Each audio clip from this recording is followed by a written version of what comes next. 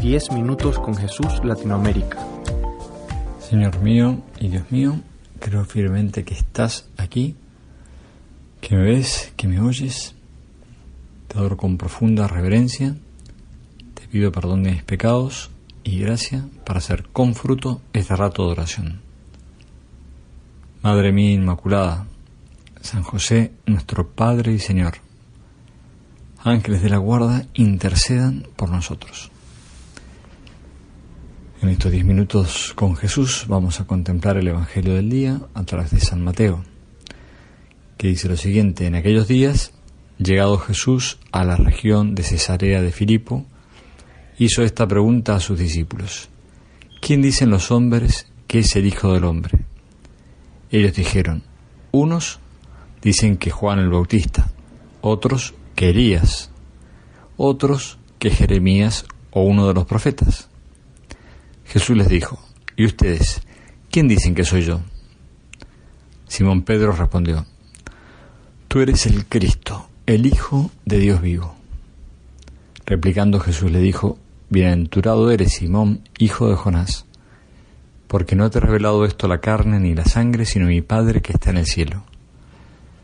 A mi vez yo te digo que tú eres Pedro, y sobre esta piedra edificaré mi iglesia, y las puertas del infierno no prevalecerán contra ella.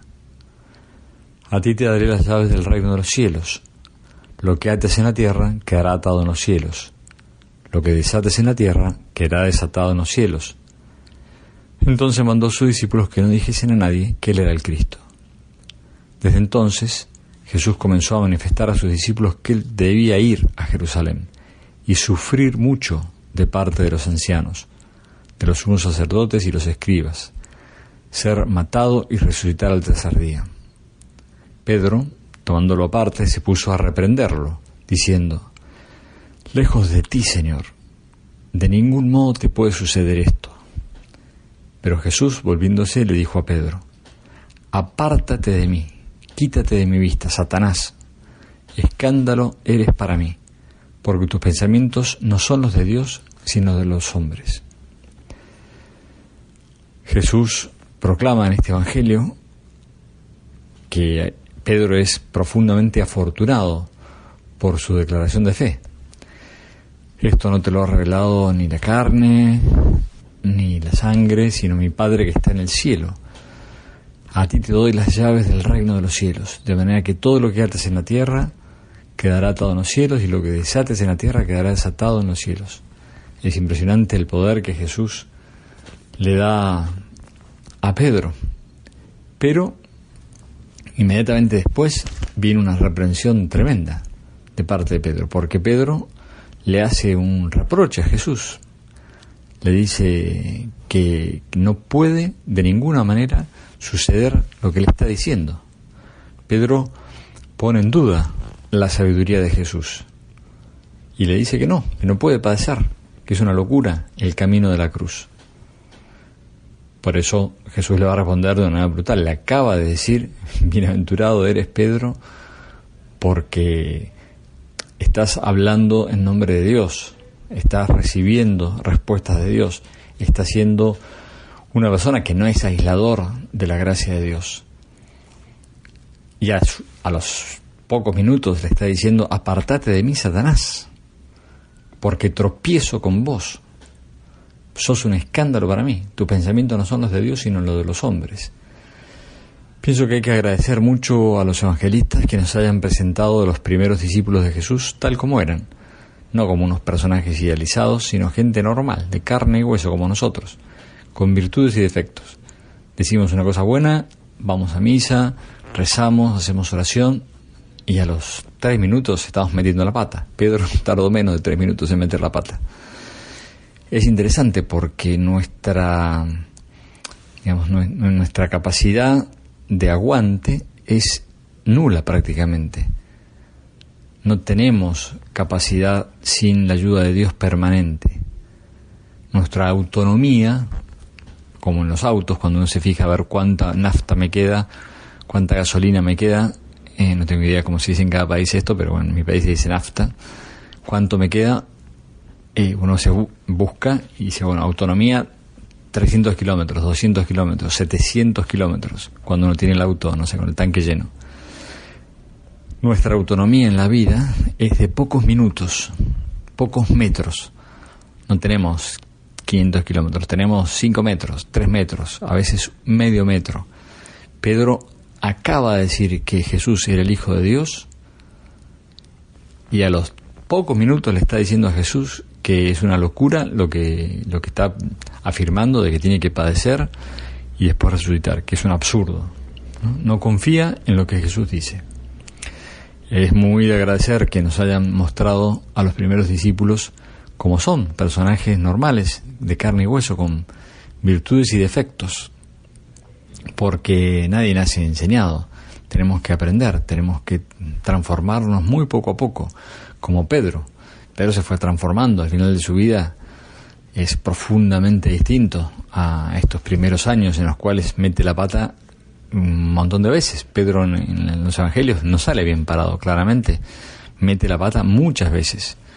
Sin embargo, Jesús nunca lo rechaza, lo corrige, le para el carro, le dice en lo que se equivoca, pero no lo rechaza. Con nosotros Dios hace lo mismo, nunca nos rechaza.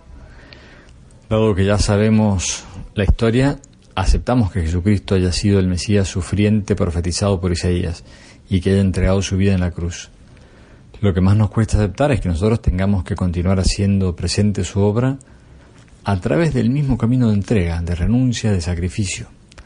Nos cuesta a veces confiar, como a Pedro le costó confiar, en que es en la cruz donde vamos a encontrar a Jesús, donde vamos a encontrar la transformación, donde vamos a encontrar la gracia para transformar nuestro corazón de barro en un corazón como el de Jesús, para que pensemos como Jesús, sintamos como Jesús, tengamos esa lógica de Dios que lleva a ver en los demás maravillas, posibilidades permanentes. Jesús no ve a nadie con malos ojos, no critica a nadie, no piensa mal de nadie, ve siempre el GPS recalculando posibilidades y encontrando en nosotros una belleza que nosotros a veces no encontramos en nosotros mismos. Por eso necesitamos saber que solo a través del tamiz de la cruz, a través de ese pasar por la cruz, como Jesús, que nos rescata sufriendo, nos rescata a través de la cruz, no nos rescata a través de una fiesta espectacular.